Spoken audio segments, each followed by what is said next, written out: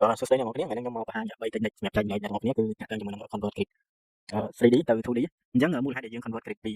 3D ទៅ 2D ហ្នឹងគឺយើងដើម្បី fix ដេញរបស់យើងឲ្យវាអត់បំបែកបំពុលទៅតាមការយើងទាញ grid line នេះអញ្ចឹងក៏កុំឲ្យខាត់វាយើងចូលទៅកាន់យើងខ្ញុំដេញឲ្យគ្នាយើងមើលទៅសិនហើយឲ្យដឹងជាក់ស្ដែងដល់ពេលដែលយើងទាញទៅវា move ទៅមិនអញ្ចឹងអ្នកនរគ្នាអាចចូលមកកាន់កន្លែងនេះមក dimension ហើយយក dim grid មកអញ្ចឹងខ្ញុំដូរ dim នេះហើយខ្ញុំយកត្រឹមតែ6ទេ6 mm អញ្ចឹងវា dim នេះអញ្ចឹងនៅពេលដែលយើងអត់ទាន់បាន fix វាជា 3D ច្រឡំសំទោសគឺជា 2D ពេលយើងទាញទៅមានន័យថា dim ហ្នឹងគឺរត់ទៅតាមអីដែលយើងនេះអីដែលយើងទាញហ្នឹងអញ្ចឹងអាខាងនេះអញ្ចឹងដែរឥឡូវយើងនាំគ្នា fix 2D នេះពី 3D នេះទៅ 2D អញ្ចឹងខ្ញុំលុប dimension នេះចេញសិនអញ្ចឹងនៅលក្ខខណ្ឌទី1បើសិនជាយើងចង់នេះវាគឺយើង select នៅលើ grid ហ្នឹងហើយយើងដោះយើងចុចលើសញ្ញា 3D ហ្នឹងមកយើងអាចចុចលើសញ្ញាហ្នឹងបានអញ្ចឹងយើងអាចដោះហ្នឹងបានហើយនៅពេលយើងដោះក្បាលវាហើយយើងមកដោះខាងកន្ទុយនេះវាទៀតតែមកគ្នាធ្វើយើងខុស grid line ហើយកន្លែងនេះក៏ដូចគ្នាដែរgrid line នេះអញ្ចឹងយើងត្រូវដោះវាអញ្ចឹងដូចគ្នាដែរអញ្ចឹងលក្ខខណ្ឌទី1ហ្នឹងវារៀងយូរអញ្ចឹងយើងចូលមកដល់លក្ខខណ្ឌទី2គ្នាយើងចូលមកខាងក្រោមកន្លែង show crop region នេះគឺយើងអាចចុចហ្នឹងមកវានឹងបង្ហាញline 4ជ្រុងហ្នឹងអញ្ចឹងគឺយើងគ្រាន់តែទាញវាចូលមកនេះយើងទាញវាចូលនេះហើយយើងទាញចូលមួយដែរនេះដូចគ្នាអញ្ចឹងនៅពេលដែលយើងទាញហើយយើងបើកមកគឺ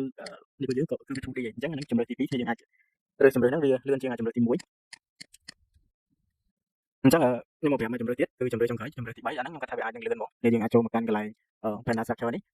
ហើយបន្តមកទៀតយើងរើសមានពាក្យមួយដែលគេថា convert 2D ទៅ 3D យើងចុចហ្នឹងមកនៅពេលយើងចុចហ្នឹងហើយគឺវានឹង load ប្រដាំ user មួយនេះឲ្យយើងអាច select វាមានន័យថាយើងចង់ set វាទៅជា 2D ឬក៏យើង set វាទៅជា 3D អញ្ចឹង